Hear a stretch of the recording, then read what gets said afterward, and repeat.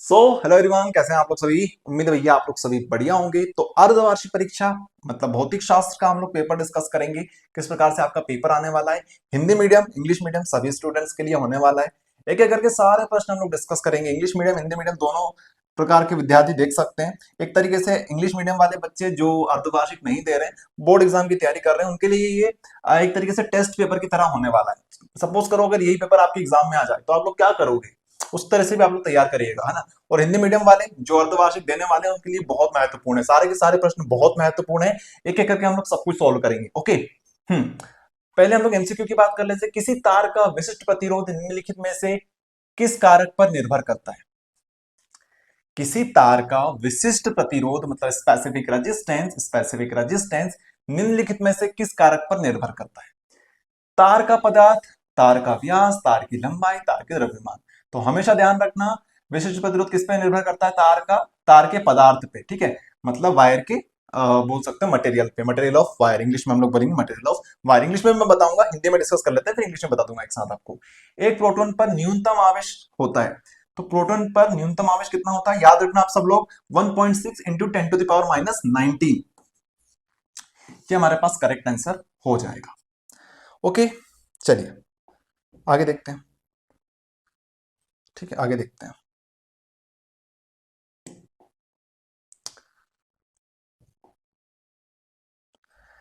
सी धारिता के संधारित्र को Q आवेश देने पर उसमें संचारित ऊर्जा होगी।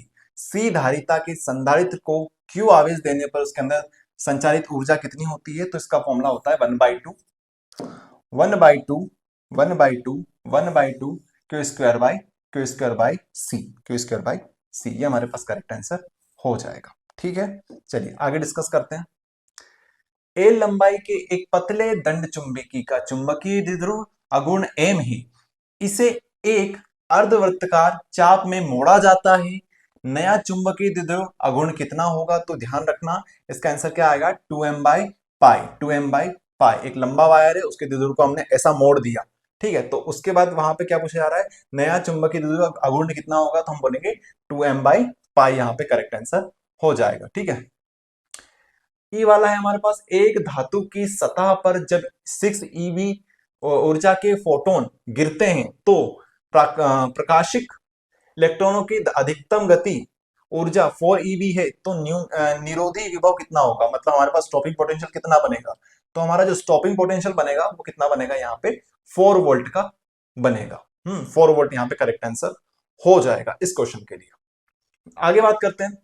शुद्ध संधारित्र युक्त प्रत्यावर्ती परिपथ में प्रवाहित धारा एवं वोल्टता के मध्य कलांतर होता है। कितना होता है, शुद्ध धारिता युक्त प्रत्यावर्ती परिपथ में प्रवाहित धारा एवं वोल्ट, धारा मतलब करंट, वोल्ट मतलब हमारे पास वोल्टेज। तो उन दोनों के बीच में जो बनेगा फेज डिफरेंस, वो कितना बनता है, π/2 का फेज डिफरेंस बनता है। करंट ऐसा जा रहा है तो हमारे पास वोल्टेज ऐसा जाएगा, तो 90 डिग्री का यहाँ पे एंगल बनेगा, पॉजिटिव में, नेगेटिव में नहीं बनेगा, पॉजिटिव में। ठीक है, इंग्लिश मीडियम वाले देख सकते हैं, पहले का आएगा मटेरियल ऑफ वायर, सेकंड वाले का आएगा minimum charges on a proton कितना होता है, 1.6 10⁻⁻19। फिर यहाँ पे हमारे पास कैपेसिटर ऑफ अ कैपेसिटी पूछा जा रहा है। तो यहाँ पे स्टोरेज कितनी हो सकती है उसमें, 1/2 Q²/c यहाँ पे हो सकती है। फिर हमारे पास मैग्नेटिक डाइपोल मोमेंट, अगर हमारे पास of a thin wire magnet of a length is L and is M होगा, तो it is turn into a semi circular arc, its new magnetic dipole moment will be, तो कितना होगा, 2m/π हो जाएगा। यहाँ पे 4 वोल्ट आएगा। लास्ट वाले हम बोलेंगे कि फेज डिफरेंस कितना बनेगा हमारे पास, π/2 बनेगा। किस किस के बीच में, करंट और वोल्टेज के बीच में, जब हम लोग बात कर रहे हो प्योर कैपेसिटर की। चलिए आगे बात करते हैं भैया, फटाफट फटाफट। हम्म विद्युत क्षेत्र की दिशा में चलने पर विभव क्या होता है। विद्युत क्षेत्र बोले तो हमारे पास इलेक्ट्रिक फील्ड की दिशा में मतलब डायरेक्शन में अगर हम लोग चलेंगे तो हमारे पास पोटेंशियल क्या होगा, डिक्रीज होगा। क्या होगा, डिक्रीज होगा। डिक्रीज डिक्रीज मतलब कम होता जाएगा। ठीक है, कम होता है, कम होता है यहाँ पे। गतिशीलता का एसआई मात्रक क्या होता है, गतिशीलता बोले तो मोबिलिटी का एसआई मात्रक क्या होता है, तो हम बोलेंगे metre square by voltage into into voltage into हमारे पास आ जाता है सेकेंड। ठीक है, ये हमारे पास बनेगा मीटर स्क्वायर। मीटर को आप लोग ऐसा भी लिख सकते हो, मीटर मीटर स्क्वायर बटे वोल्ट सेकेंड। ठीक है, ये हमारे पास करेक्ट आंसर हो जाएगा। परिवर्तनशील विद्युत क्षेत्र फिल इन द ब्लैंक्स धारा उत्पन्न करता है। ठीक है, variable electric field produce displacement current. कौन सा current? Displacement current. Displacement current, यही तो इसकी डेफिनेशन होती है डिस्प्लेसमेंट करंट की। किसके द्वारा प्रोड्यूस होता है? तो बोलते हैं वेरिएबल इलेक्ट्रिक फील्ड। ऐसा भी आ सकता है, आपसे ये पूछा जा सकता है और यहाँ पे इस तरीके से ऑलरेडी आपको दिया जा सकता है। क्या बोलेंगे हिंदी में? विस्थापन, विस्थापन धारा, विस्थापन धारा। जल के भीतर वायु का बुलबुला, बहुत इंपॉर्टेंट है ये वाला, तो बहुत इंपॉर्टेंट, बहुत बार आ चुका है प्रीवियस ईयर्स में। जल के भीतर वायु का बुलबुला लेंस की भांति व्यवहार करता है। कौन से लेंस की भांति व्यवहार करता है? The air bubble in water behaves as a fill in the blanks lens. Concave lens. कौन से लेंस? Concave lens. दो प्रकार के लेंस होते हैं हमारे पास, तो हमारे पास यहाँ पे आ जाएगा कॉनकेव लेंस की तरह बिहेवियर करता है बबल वाटर के अंदर जो बनता है वो। ठीक है, क्या बोलते हैं इसको? अवतल लेंस, अवतल लेंस। फिर अल्फा कण, अल्फा कण फिल इन द ब्लैंक्स परमाणु का नाभिक होता है। मतलब alpha particles in nucleus of fill in the blanks atom. तो किसके होते हैं अल्फा? अल्फा पार्टिकल्स न्यूक्लियस किसके होते हैं? किसके न्यूक्लियस में होते हैं? हीलियम के न्यूक्लियस में। ठीक है, हीलियम माना जाता है यहाँ पे, हीलियम। ओके, हीलियम परमाणु। हाइड्रोजन परमाणु की फिल इन द ब्लैंक्स स्पेक्ट्री श्रेणी पूर्णतः पराबैंगनी भाग में होती है। The hydrogen atom fill in the blanks spectrum series lies in fill in the blanks ultraviolet region. कौन से रीजन में होती है? पहले रीजन में होती है, जिसको बोलते हैं लाइमन।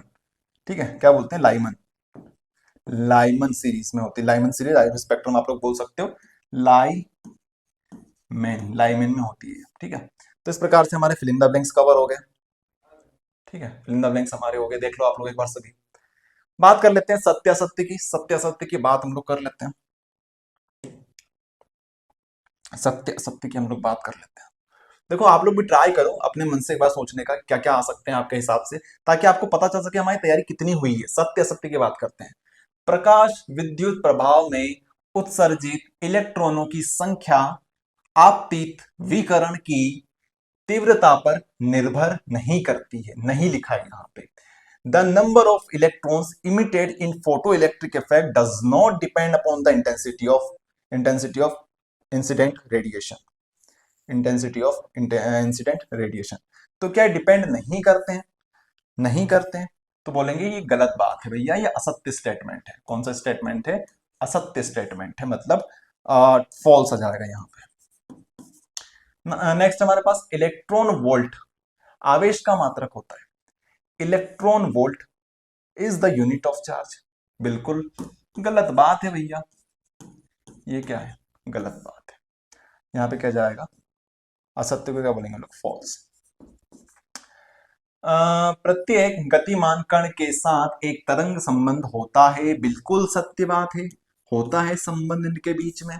हमने एक एक चीज को अच्छे से एक्सप्लेन कर रखा है हमारे फिजिक्स वाले कोर्स में, आप लोग चेक कर सकते हो एडुस्टेट ऐप पर। ये सारे के सारे क्वेश्चन हमने ऑलरेडी दे रखे हैं आपको वहां पे। ठीक है, इंपॉर्टेंट क्वेश्चंस में, इंपॉर्टेंट ऑब्जेक्टिव्स में आप लोग चेक कीजिएगा, मिल जाएंगे आपको। डी वाला हमारे पास परमाणु में इलेक्ट्रॉन की कक्षाएं क्वांटीकृत होती है। बिल्कुल सत्य बात है, क्वांटीकृत ही तो होती है सारी की सारी कक्षाएं। उसके बाद है हाइड्रोजन स्पेक्ट्रम में पाश्चन श्रेणी आवर्त क्षेत्र में आती है। पाश्चन, हाइड्रोजन स्पेक्ट्रम में पाश्चन श्रेणी आवर्त क्षेत्र में आती है। बिल्कुल सही बात है भैया, ये यही श्रेणी जो होती है हमारे पास वो किस में आती है? आवर्त क्षेत्र में आती है। ठीक है, तो देख सकते हैं आप लोग सभी यहाँ पे इंग्लिश मीडियम में इस तरीके से रहने वाले हैं। ये सारे वही हिंदी मीडियम में भी सेम चीज है कि hydrogen atom Paschen series is in line infrared, तो ट्रू यहाँ पे ट्रू हो जाएगा। In an atom the orbit of electron are quantized. बिल्कुल ट्रू है ये। The wave is associated with an each moving particles, ये भी ट्रू बात है हमारे लिए। चलिए अब बात करते हैं हमारे पास जो मैच द कॉलम होती है उसकी। स्नेल का नियम, स्नेल्स लॉ, देख लो आप लोग इसमें से कौन सा सही है। स्नेल्स लॉ के अनुसार ही कौन सी चीज सही है। ठीक है, XL is equals to mu L, ये है डब्ल्यू एल।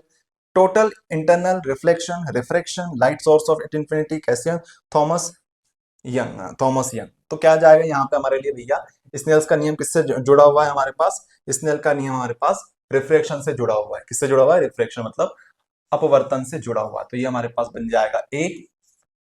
सेकेंड है हमारे पास परावर्ती दूरदर्शक। परावर्ती दूरदर्शक बोले तो रिफ्लेक्टिंग रिफ्लेक्टिंग टेलीस्कोप। तो ये किसने दिया था? कैसग्रेन ने दिया था। ये किसने दिया था? कैसग्रेन ने। तो यहाँ पे आप लोग बी लगा लीजिए। ये हमारे पास ए, ये हमारे पास बी। व्यक्तिकरण का विश्लित प्रयोग मतलब टू स्लिट एक्सपेरिमेंट इंटरफेस, वही वो डबल स्लिट एक्सपेरिमेंट। तो डबल स्लिट एक्सपेरिमेंट किसने दिया था? तो किसने दिया था? थॉमस ने। बोलते हैं ना Thomas young double slit experiment, Thomas young double slit experiment. तो ये हमारे पास कौन सा वाला हो जाएगा? सी वाला हो जाएगा। चलिए आगे बात करते हैं प्रकाशिक तंतु। प्रकाशिक तंतु बोले तो ऑप्टिकल फाइबर। ऑप्टिकल फाइबर किससे जुड़ा हुआ है? टोटल इंटरनल रिफ्लेक्शन से जुड़ा हुआ टॉपिक है ये। तो यहाँ पे डी हो जाएगा।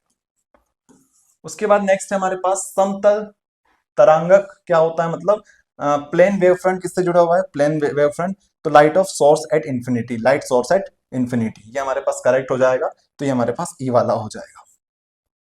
ठीक है, लास्ट वाला बचा एफ। यहाँ पे मिल जाएगा हमारे पास, क्या लिखा है? प्रेरकीय प्रतिघात। प्रेरकीय प्रतिघात बोले तो इंडक्टिव रिएक्टेंस। इंडक्टिव रिएक्टेंस यही तो होता है। ठीक है, Z XL is equals to mu है। ठीक है, तो ये आप लोग ध्यान रखना, ये इस प्रकार से होता है। अगर हमारे पास एक्सी होता है तो एक्सी क्या होता है? 1/म्यू सी। ये हमारे पास इसका फॉर्मूला होता है, ये हमारे पास इसका फॉर्मूला होता है। इस तरीके से हमारे पास ये चीजें कवर हो गई है। चलो आगे हम लोग बात कर लेते हैं। आगे हम लोग बात करेंगे, चलिए आगे हम लोग बात करते हैं भैया। प्रश्न, प्रत्येक प्रश्न एक शब्द या एक वाक्य में लिखिए। वन वर्ड वन सेंटेंस की हम लोग आगे बात करते हैं। तो अनुनाद की दशा में श्रेणी एलसीआर परिपथ में प्रवाहित धारा अधिकतम होती है या न्यूनतम होती है? आपसे पूछा जा रहा है कि in the condition of resonance, resonance की कंडीशन में the current flowing through the LCR, जो करंट फ्लो होता है एलसीआर सर्किट सीरीज के अंदर, सीरीज सर्किट के अंदर, वो मैक्सिमम होता है कि मिनिमम होता है? तो एलसीआर सर्किट के अंदर हमेशा मैक्सिमम करंट फ्लो होता है। क्या बोलेंगे हम लोग? मैक्सिमम मतलब अधिकतम। ठीक है, तो यहाँ पर हम लिखेंगे अधिकतम। उसके बाद एम्पियर के परिपथीय नियम का गणितीय रूप लिखिए। एम्पियर का परिपथ मतलब वही हमारे पास Ampere circuital law. Ampere circuital law का गणितीय मतलब मैथमेटिकल एक्सप्रेशन क्या बनता है? क्या बोलेंगे इसे हम लोग? सर्कुलर इंटीग्रेशन ऑफ या फिर close integration of B dot D L is equals to mu naught I. ठीक है, circular integration of B dot D L is equals to mu naught I. किसी चुंबक के चुंबकीय आघूर्ण की दिशा क्या होती है? ठीक है, मैग्नेटिक मोमेंट क्या होता है? मैग्नेटिक मोमेंट की डायरेक्शन क्या होती है? तो ये होती है हमारी साउथ पोल से नॉर्थ पोल, साउथ पोल से north pole, south pole to north pole, north pole. Hindi में क्या लिखेंगे? साउथ को क्या बोलते हैं? दक्षिण, दक्षिण अफ्रीका, दक्षिण, दक्षिण पोल मतलब ध्रुव, दक्षिण ध्रुव से उत्तर ध्रुव, उत्तर ध्रुव। ओके, उत्तर ध्रुव।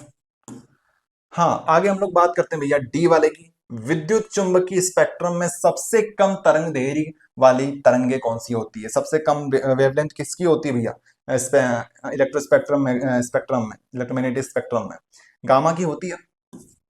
गामा, क्या बोलेंगे? गामा, इंग्लिश वाले ऐसा लिख देना, गामा। ओके, बात करते हैं आगे।